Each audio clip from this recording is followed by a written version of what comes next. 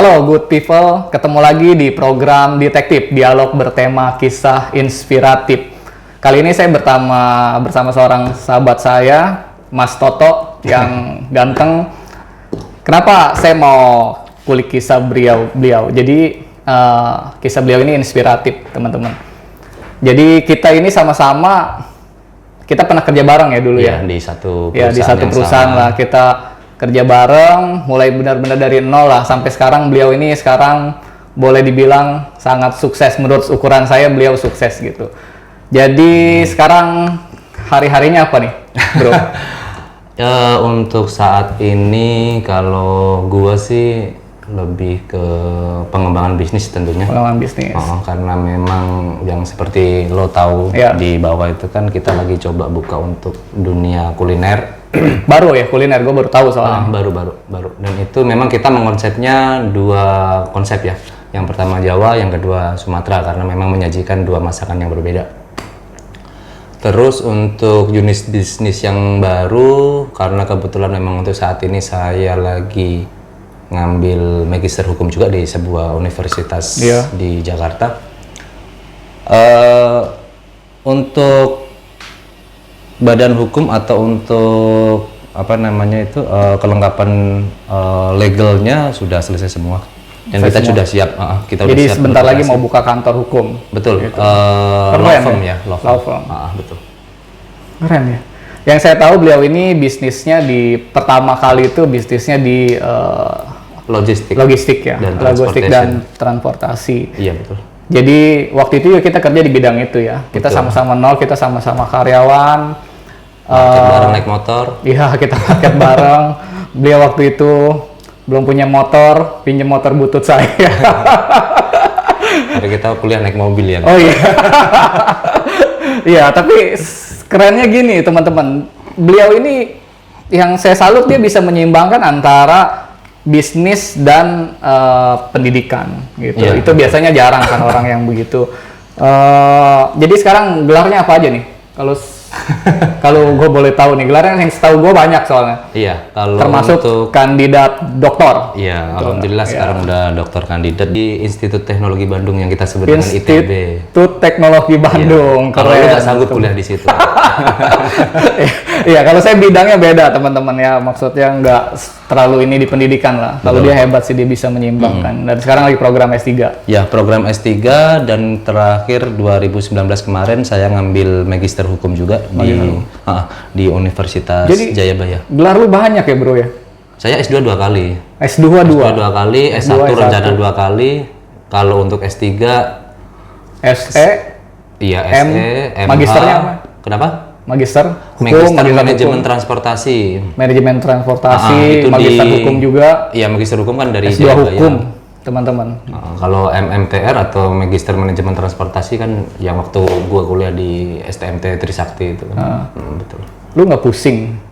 Ya, mau nggak mau kita memang kalau dengan yang kita lihat ya fenomena sekarang itu anak muda kan kecenderungannya mulai pola pikirnya sudah mulai bergeser. Yang dulunya kita dituntut untuk menjadi pinter sebagai generasi penerus bangsa, dan sekarang kan lebih ke anak-anak marginal atau anak-anak milenial yang seperti yang kita tahu ya kan, orientasinya langsung ke ya itu mungkin salah satunya. Tapi kan yang menjadi, coba kita melakukan riset atau sampling dari 10 anak kecil sekarang, setiap kita nanya, Dek, cita-cita lu mau jadi apa? Pasti rata-rata menjawab YouTuber. Kayak gua dong sekarang. Iya, kayak lu.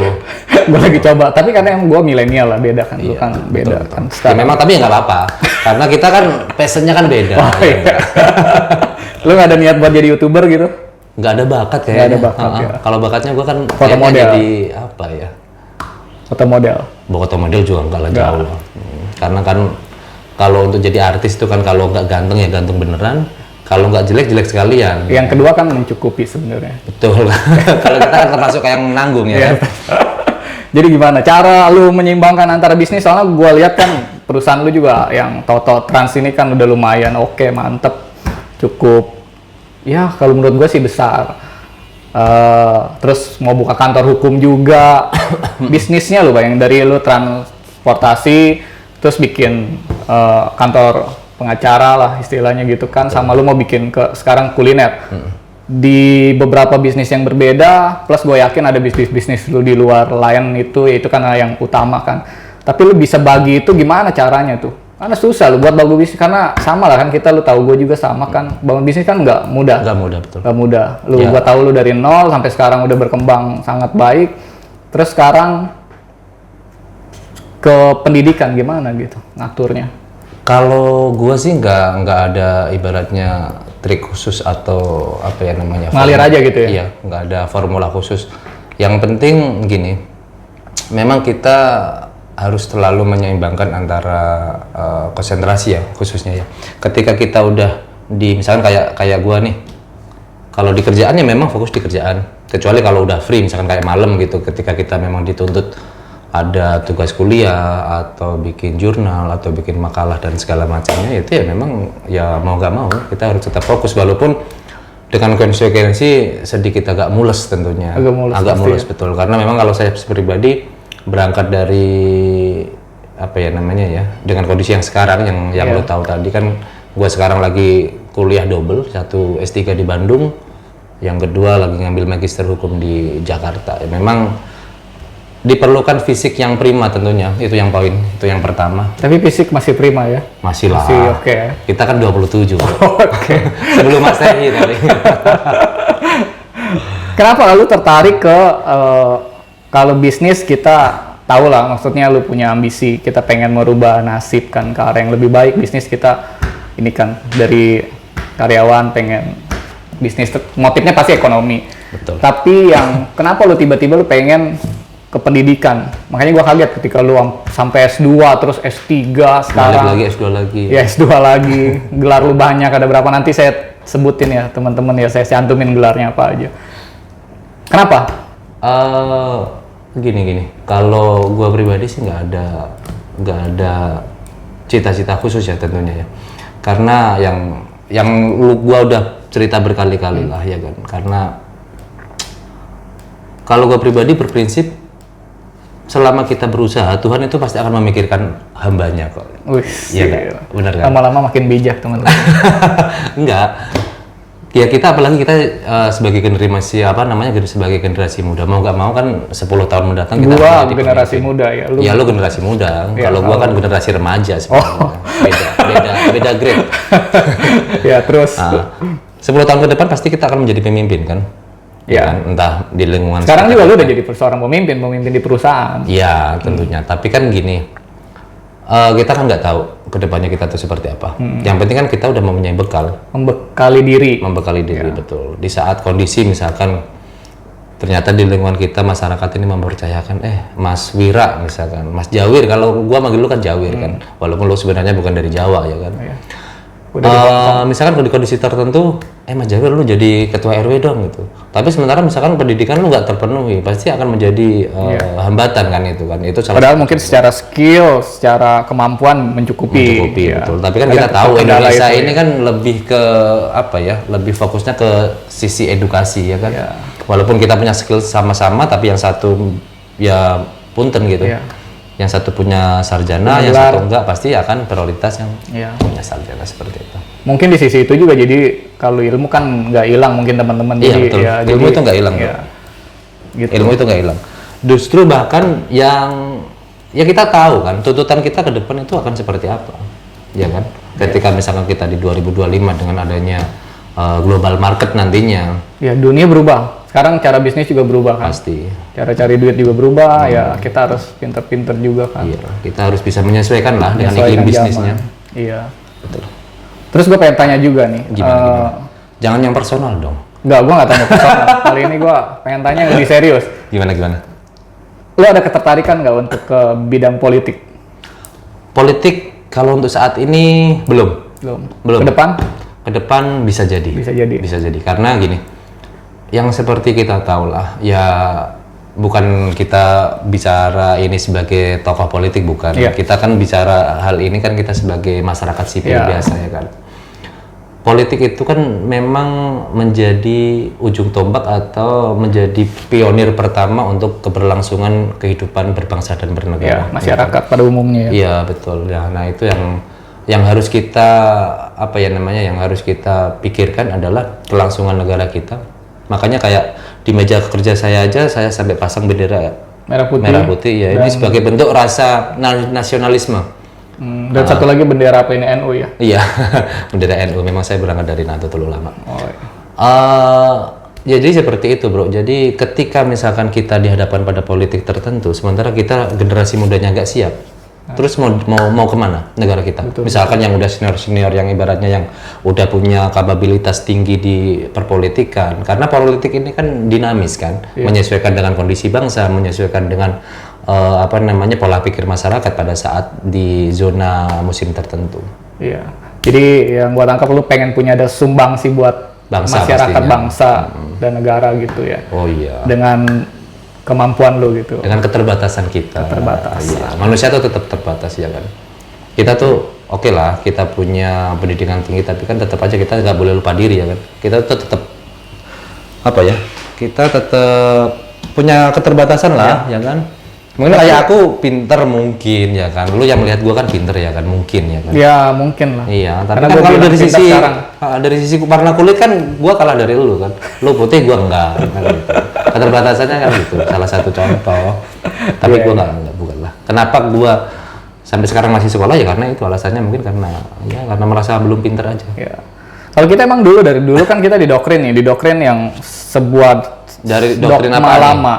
Kalau Dalam kehidupan berbangsa atau bukan dalam dunia secara bisnis? dari kecil kita didoktrin kalau misalnya kita kerja harus pendidikan yang tinggi. Tinggi, betul. Semakin pendidikan tinggi kita punya peluang. karir yang bagus, Iya, peluang yang punya bagus. peluang, Tapi lu bukan karena itu kan, bukan karena itu juga gitu. Apa karena emang sekedar buat, karena kan secara karir kan lu nggak terlalu Nggak ada. ngefek Kalau juga karir kan. gua Karir kan mentok. lu udah mentok. Iya, betul. Seorang direktur. Amin. Direktur muda. Ya kan? Ya muda gua inilah akuin muda lah masih. Iya, masih muda. Jadi bukan karena itu ya.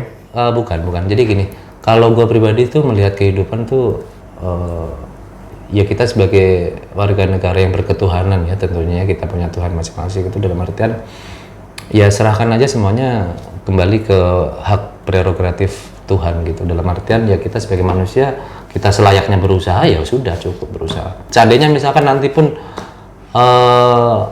kita udah kuliah, misalkan kita udah dari S1, S2, S3, bahkan kita bisa mencapai gelar tertinggi menjadi seorang guru besar atau profesor sekalipun, itu cita-cita kita, itu kan cuma. Tapi lo ada target untuk jadi itu seorang ekspektasi. profesor? Insya Allah ada. Karena mungkin kan gini, untuk dalam jangka waktu dekat memang target saya itu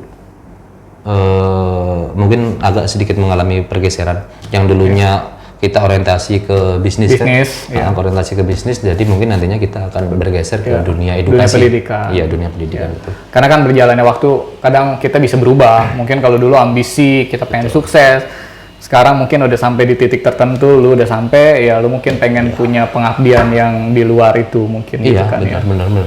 Memang nggak gampang sih, nggak gampang bro, nggak gampang dalam artian.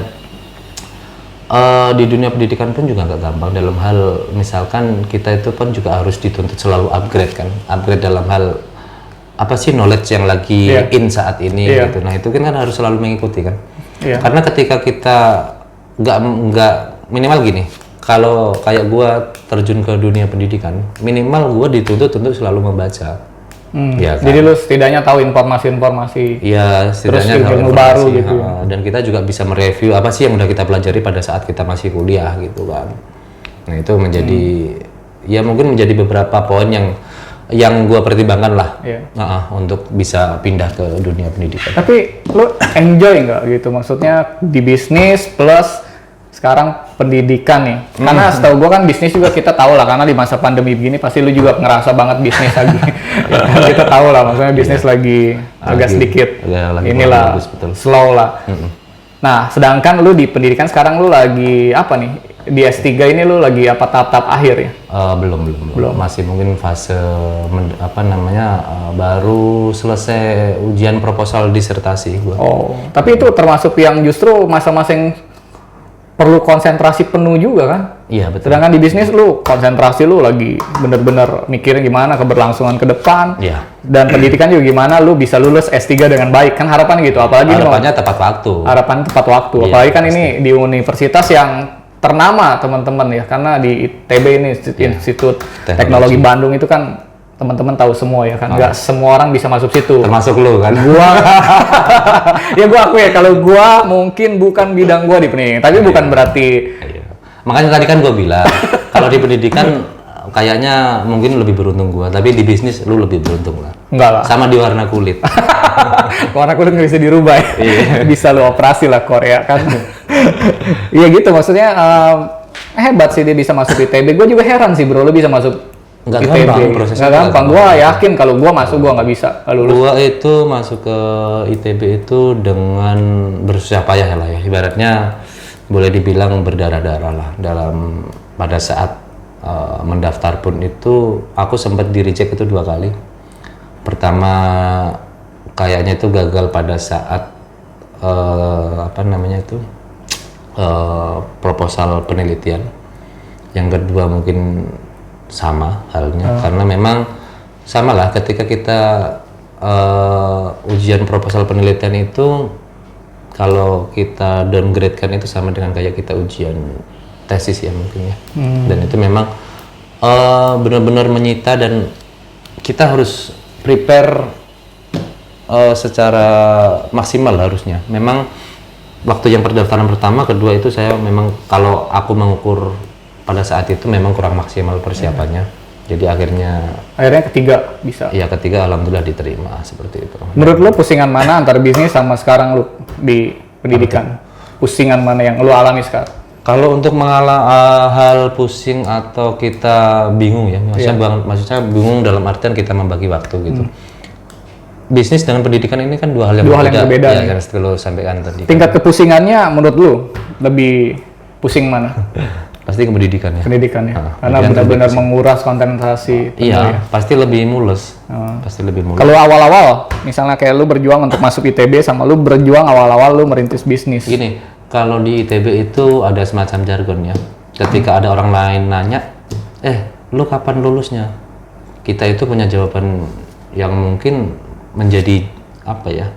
Sebuah joke slogan. Atau bukan slogan ya. Jadi semacam kayak guyonan gitu. Guyonannya tuh gini. Ketika ada orang nanya nih, misalnya lu nanya ke gua nih, bro, lu kapan lulus? Lu kapan lulus? Ya pasti gua jawab, masuk ITB kan susah, ngapain lulus cepet-cepet kan gitu. Guyonannya gitu. Ya, guyonannya gitu. Tapi gua doain biar lu cepat lulus. Amin. Biar S3 nanti kalau gua diundang gua hadir. Terus nanti gua undang pada saat ujian ini. Ya, semoga jadi profesor juga. Terus apa cita-cita seorang Toto ke depan? Yang apa pasti, yang lu pengen? Kalau yang gua tahu kan lu sebenarnya nggak terlalu ambisius untuk jadi orang kaya atau apa gitu kan. Tapi kalau gua kan memang gini. Ya, gimana tujuan lu? Cita-cita sih secara spesifik nggak ada. Yang pasti secara spesifik nggak ada. Nggak ada yang karena kan gini, yang seperti gua tahu yang tadi di awal di tengah tadi gua sampaikan kan Tuhan itu pasti akan meng-create-nya itu unik gitu ketika kita udah berusaha secara maksimal. Sama lah kayak yang lu lakuin kan. Jadi ketika dengan yang udah gua capai sekarang ini, yang pasti gua udah merasa ya big thanks lah kepada Tuhan gitu. Karena kita udah terima kasih banget lah. Betul. Karena kita tidak gampang juga kan kita dikasih kepercayaan seperti ini, terus masih banyak juga ya hal-hal yang memang kalau untuk secara secara pribadi memang ya kita kadang-kadang juga dihadapkan pada posisi titik di mana kita itu merasa kok gue masih kurang gini, kok gue masih kurang gini. Jadi kayak masih tetap sebagai manusia kayak pengen punya ambisi lagi gitu. Itu ya kita nggak bisa ini juga lah ya kan. Ya kalau untuk gue sendiri sih yang pasti pengen bangsa ini maju udah gitu aja. Bangsa besar, ini bangsa ini maju itu kan cita-citanya besar teman. Kalau secara bangsa lu global lu, berarti lu harus banyak lu berbuat untuk bangsa. Ya kan, mulai dari yang kalau bisnis lu ya membantu lah, karena lu membantu punya banyak karyawan, ya kan bisnis itu udah salah satu membantu. Bisnis itu kan cuma bonus kan. Iya. Bisnis itu kalau aku pribadi malah gini, antara misalkan gue disuruh milih nih pendidikan sama bisnis, pasti gue akan memilih pendidikan. Mungkin sekarang, tapi waktu dulu awal-awal kita pasti ambisinya kan pengen jadi orang, pengen jadi orang sukses secara bisnis gitu. Sukses sih enggak ya, cuman kalau kita ya cukup. Ya gue lihat lu sukses lah, dibanding gue sukses lu lah. Biasa aja karena ya itu tadi memang negara ini akan menjadi negara yang maju itu kan ketika rakyatnya banyak berbuat gitu. betul, rakyatnya banyak yang berpikir. Dan Kalau berpikir sekarang itu melalui pendidikan salah satunya. nggak harus sih sebenarnya, nggak harus sebenarnya. Karena kebanyakan manusia sekarang apalagi dengan sosial media yang segitu bebasnya, kita bisa bebas menyampaikan unek-unek, bahkan kita bisa memaki-maki orang via media sosial aja beda. Itu memang kadang-kadang segala sesuatu itu kalau sifatnya udah kebablasan itu pasti akan efeknya jadi kurang baik apapun ya kan. Kecuali kalau itu hal yang positif ya, misalkan kita selalu berambisi misalkan di pendidikan atau entah di bisnis yang kayak lu sekarang lagi kembangin, itu nggak apa-apa. Iya, keren teman-teman. Yang saya salut gitu, dia bisa menyeimbangkan antara bisnis dan pendidikan karena dua hal yang berbeda itu. Gitu sih. Pasti punya ini, pendidikan sama bisnis pasti punya tingkat kesulitannya sendiri-sendiri. Iya. Mungkin kalau yang saya lihat kalau yang gue lihat dulu termasuk kelihatannya slow. Kelihatannya slow, santai. Iya. Enggak yang hustle, yang kerja keras segala macam. Tapi kan lu kan nggak tahu kalau gue tiap malam tidur jam 3 jam tapi 4. yang menurut gua aslinya lu pasti lu kerja keras karena nggak mungkin lu sampai di titik sekarang ini tanpa lu kerja keras. Kelihatannya mungkin kalau orang lihat si Toto nih santai, Mas Toto kelihatannya orangnya slow aja nggak tahu. Tapi di luar itu di dalamnya lu kerja keras, bangun bisnis, kerja keras ini gitu. Tapi hebat sih. Ya gitu, itu makanya memang membangun bisnis apapun itulah bisnis ya sama lah, kita membangun bisnis itu kan pasti kan nggak langsung, ibaratnya kayak sebuah, kalau kita pernah belajar ekonomi kan ada produk life cycle ya, mulai dari kita menciptakan sebuah brand sampai ini produk mencapai titik tertinggi bahkan sampai nanti decline sekalipun, itu pasti akan punya sesuatu hal yang memang harus kita benar-benar bisa berpikir untuk bisa menyelesaikan. Antara ya sama lah, pendidikan pun sama ya, sama yang tadi gue ceritakan, untuk bisa masuk di perguruan tinggi kayak waktu yang sekarang lagi gue ambil itu pun juga nggak langsung seketika daftar, ucuk-ucuk datang kita dites langsung diterima kan, enggak, karena prosesnya itu pun juga panjang.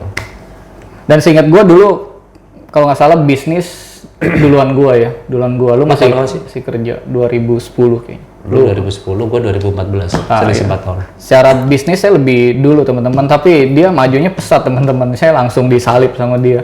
Ya kan? Bukannya waktu lu mau gue salip itu ini lu gak mau. Apa tuh? Kan udah naiknya mobil, gua masih naik motor bro. Oh gitu. Nggak tahu ya duluan mana lu punya mobil. Tapi lu, ya waktu dulu dia berkarir terus ya mapan, akhirnya dia keluar dari zona nyaman. Terus akhirnya kepikiran juga buat pendidikan ini sekarang memang apa ya? Kalau kita terlalu keenakan, kadang-kadang kita itu menjadi apa ya, kalau bahasa anak sekarang itu kita menjadi terbuai. Iya, gue sering bilang gitu. Ya terbuai karena tingkat pencapaian manusia itu kan macam-macam kita tolak ukurnya kan. Misalkan kayak lu sekarang, udah misalkan, oh gue udah bisa beli apa, lu udah punya rumah di Pondok Indah misalkan, segala macam itu kan tolak ukur orang kan macam-macam, pasti akan berbeda. Ya kan, ya sama kayak gue gitu kan, ketika gue pencapaiannya gue pasti akan berbeda dengan lu. Betul. Setiap orang targetnya beda-beda. Pasti berbeda. Iya, gitu. Teman-teman, thank you. Terima kasih waktunya bro. Jam berapa sekarang? 4:30 ya? Iya, 4:30. Thank you banget udah sharing-sharing, kita ngobrol santai aja karena udah lama juga saya nggak ketemu dia, udah berapa lama ya? Setahun ada? Nggak sampai. Ya. Gua datang ke rumah lu kan udah 8 bulan yang lalu kalau nggak salah. Banyak hal-hal positif yang bisa diambil dari Mas Toto ini. Jadi kita jangan, kalau yang gue bilang yang tadi lo ini, jangan terlalu terbuai juga, zona nyaman kan. Kadang kala ketika kita udah mencapai satu titik tertentu, kita udah nih nyaman nih. Sebenarnya harusnya justru kita bikin lagi sesuatu yang jangan sampai kita terjebak di zona nyaman. Iya, memang kadang-kadang kebanyakan orang itu kan ketika udah di zona nyaman, ya kan. Sementara kita itu punya kemampuan, kadang-kadang kita kan nggak tahu ya kan. Kemampuan itu akan timbul ketika kita sudah bisa kepentok atau kita menghadapi sebuah permasalahan yang lumayan pelik. Kita bisa mengukur itu sebenarnya kemampuan kita itu di mana. Jadi semua ininya kemampuan kemampuan kita dipaksa untuk berpikir ya kan? Gitu. Tapi memang itu ya itu kan sudah menjadi hukum kodrati kan. Iya. Hukum kodrati, hukum alam itu permasalahan itu nggak mungkin nggak ada solusinya. Udah kita itu menjadi kunci kita kalau untuk kita untuk untuk terus bisa kita menjadi generasi muda yang bisa berpikir lah untuk kita bisa mengembangkan kapasitas diri kita masing-masing. Gila, keren ya teman-teman. Oke, gitu aja. Terima kasih sekali lagi waktunya, Sama-sama. Bro. Teman-teman, sampai jumpa lagi di program detektif lainnya. Jangan lupa di subscribe, like, and share. Oke, thank you, bro. Thank you. Sukses ya.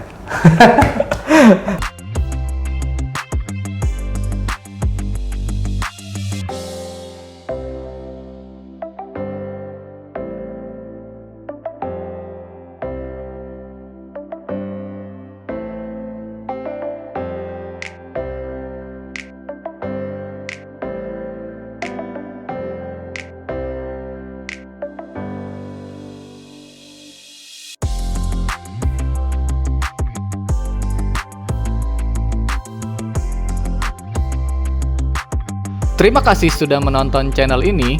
Bagi yang subscribe, like, and share, saya doakan selalu diberikan kesehatan, dianugerahi usia panjang, rezeki melimpah, bahagia sentosa, dan damai sejahtera.